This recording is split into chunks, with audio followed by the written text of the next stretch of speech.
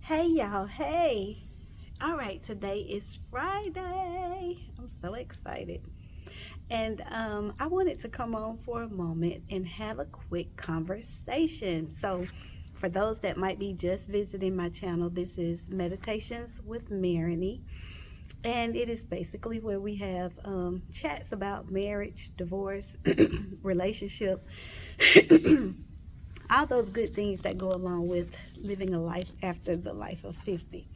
And so I wanted to come on because I was sitting and thinking about a couple of things. I thought about one of the videos that I did a few weeks ago about submission, and I wanted to talk about. I thought about the thing about money on yesterday, and just because it's Fun Friday, I kind of wanted to do something that was fun versus kind of so serious. And I thought about, we all have areas that we can improve on. We all have areas that we can do better, that we can be better, that we can grow, we can develop. And so you never stop your growth pattern. You're just evolving into someone different or someone new. And you build on what you already have in place. So, to give you guys something funny to laugh at, it's going to be funny but not funny. Like, some people are going to be like, oh, she shouldn't have did that. But when I was talking about submission, one of the things that I look at with myself is I ask myself, how far are you willing to go to allow someone to lead you? Because what I've learned, you guys know I spend time in the barbershop, time on the pool table. I usually am at the baseball games. Like, a lot of times I'm talking to fathers and hearing the concerns that they have. And one of them is just, she doesn't listen to me. She don't do what I ask her to do. She's always going to do her own thing. And sometimes we as women, we can be very headstrong in that area. Sometimes in our defense, it has been because we have not been properly led. And I think part of my challenge has been is that I know what good leadership looks like in the household because I experienced that as a child. I know what a healthy home looks like because I experienced that as a child. And so some of my challenges didn't come until I was an adult. I did not experience any trauma or anything like that. So my mindset about submission would be quite different from some of the women that might not have had that positive male role model in their life throughout their time and had that being reinforced, for how they handle life. So there was something that happened, and I want to make sure I give good balance to what we say and what we do. So when we talk about submission, I want to talk personally about something that I did that I knew it was wrong, and I knew that it would probably cause some friction in my home, but I did it. And yeah, I stood by it. Yeah, I did. And so anybody that knows me knows that I have a really good green thumb for outdoors. Now, I don't do too good with indoor plants. They typically just don't, and I think that's because they require a little bit more love and care and pampering. Well, when you work in the yard, you just put the grass down and you nurture it, you water it, and then it grows. When you're working with outdoor flowers, I love perennials. So anybody that knows anything about gardening, perennials are flowers. They're going to come back every year. They're going to multiply. And typically, I'm only going to buy one or two when I first purchase them, and I'm going to let them multiply every year. I'll move them around where I want them to go in the yard. So this particular year, we had been talking about the yard, and he was saying that he wanted to hire a company to come out and do the yard treatment. Well, I was against that. I do not have a there is no need in me paying a company $60 a month to come out to do the yard, and I'm a yard person. And so for me, it was a point of frustration in my marriage because in marriage, you should look at capitalizing on where that person's strength is. If you're the stronger one with the finances, let them handle the finances. If you're the stronger one with budgeting and doing things that needs to be done to make sure y'all can handle big ticket items, let that person handle that. I'm an outdoor person. I actually have, like, I read books about lawn and flowers, and like, that actually is an interest of mine. It's not something that is work for me. That's therapeutic when I'm working in the yard. So there was a big conflict between the two of us because he wanted to pay this company. So he had hired the company. He had told them to come out there and do the work, blah blah blah. And again, I was the one who handled the finances, so I also knew which bills that we had that were unnecessary.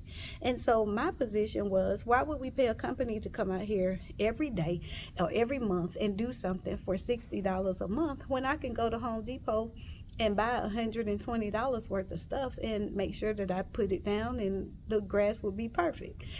And so he called the company, had them to come out, and I think I was working remotely at that time sometimes. But long story short, he called the company and he set up for them to come monthly, right? This is where I was wrong at, y'all, and I'm admitting it, but it's funny. It's going to be even more funny. I called the company and I canceled the contract. I told the people, do not come back. And I went to Home Depot or Lowe's, whichever one. I went and I purchased the product to do the lawn. And because of the way our schedules were, it's funny for me to even tell y'all this because I know I was wrong. I know it. But this right here is where, when you just push me to the absolute, like, you just don't do it. And so I called the company and I canceled. And I would get home, and because I love to work in the yard like that. Now, I don't like it as much now, just because as I'm getting older, I can tell the difference in my ability to be able to stand out there in that yard like that. So I called the company, y'all, and I canceled it. And I went to Home Depot. I got the product, and I was treating the lawn right. He was coming home and he was like, man, yard looks so good. It looks so good. And I was like, yep, on the inside. Yep, it sure does. And so he kept talking about the yard. The yard looks so good. The grass is great. I was like, yep. I never did say anything because I was going to let him ride that all the way out. But then we were having problems, and he was going on and he was talking about something, and he started talking about me not being able to make decisions and how I couldn't make good decisions, this, that, the other. And y'all, it was one of them days that I just had enough of keeping this zipped. And I unzipped it. And when I did, I let him have it. Oh God, he was going on about the yard, how pretty it was. He was talking about how beautiful the grass was, and it was just growing, it was flowing. And I just ripped one right into him. I did. I'm confessing. This is not my right hand. This is my left hand because I'm using the right hand to hold the camera. But I'm going to raise my left hand and confess that I was wrong. I did not submit when it came to that. And little things like that. I want to make sure that you know that I'm not condoning that. But I am saying there are little things that creep into your relationship that eventually cause the big things to happen. And, for me, it was a thing of what it said to me is that I did not trust his judgment. I did not trust him to make a decision about something. But it also said that he didn't trust me either. Because for him to know how I had kept up yards and how I've always had probably one of the prettiest yards in the neighborhood, typically, he did not trust that I could do it. Or men, I want to specifically say this to the men, a lot of times y'all trying to be in control. And, the thing about it is, a good woman, she can be guided, she can be led, but she can't be controlled. And at the end of the day, if you don't trust her judgment just like you want her to trust yours, it's going to create a problem. So for me, it ended up being that he was mad. Boy, y'all, listen, that day, if he could have probably put his hands around my neck, he would have, and just choked me, because what it also did is, it challenged his intelligence, but it also made me show him that, okay, I told you that I could have did the yard. We didn't have to pay a company to come out here. And it's not so much that we couldn't have afforded it. It's just that in so many of the financial decisions that he made, he constantly was putting us in a position where I was always having to pinch a penny. And we really just shouldn't have had to live that way. With the income that we had coming in and the money that he made and his ability to do things with his other business, like there just should never have been like a lack where we were having to do that. I'm not a woman that spends a whole lot of money and goes out and makes bad decisions. Like, again, in one of my previous videos, I shared with you guys that I am always saving for a rainy day. And that's because you don't never know when the rainy day is coming. And when it does come, you want to be prepared for it. So yes, it might rain, it might flood, but at least you prepared for it. And even if it's not enough for the rainy day, at least you made preparation. So, one of the things that it showed me is that those type little things in relationships eventually cause big things. And he was so frustrated. And then, like, I did apologize to him, and I said, I'm sorry for usurping your authority.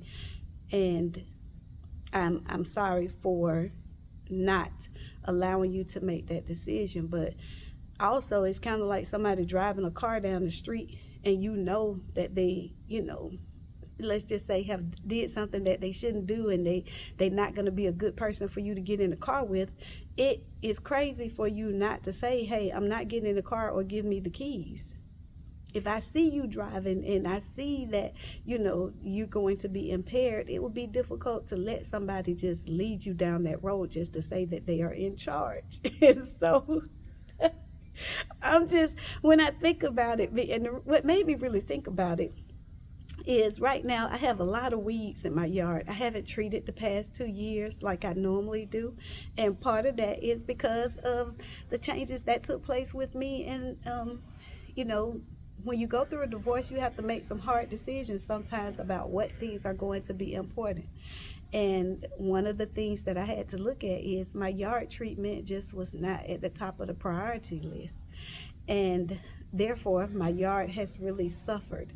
And for me, because I like to spend time outside, I love to sit on the back porch when it gets nice. Now, we got to get past this pollen, and then I could go out there. But, it's really important to me. And so it made me, I'm doing some research on, because I'm trying to see whether or not, with all the weeds that I have, if it's a good time for me to plant some grass seed. And so I was listening to a guy who does videos